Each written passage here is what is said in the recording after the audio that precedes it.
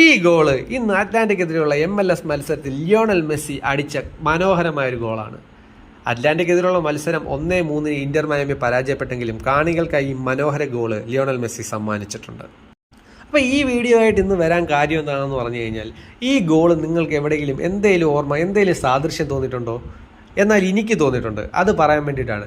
ഈ ഗോള് കണ്ടപ്പോൾ എനിക്ക് തോന്നിയത് 2022 ഫിഫ വേൾഡ് കപ്പിൽ ആദ്യത്തെ മത്സരത്തിൽ സൗദിയുമായി പരാജയപ്പെട്ട അർജന്റീനയ്ക്ക് തിരിച്ചു വരണമെങ്കിൽ മെക്സിക്കോയ്ക്കെതിരെയുള്ള മത്സരം ജയിച്ചേ കഴിയുള്ളായിരുന്നു. ആ മത്സരത്തിൽ ലിയോണൽ മെസ്സി ഒരു കിണ്ണം കാച്ചിയ ഗോൾ അടിച്ചു.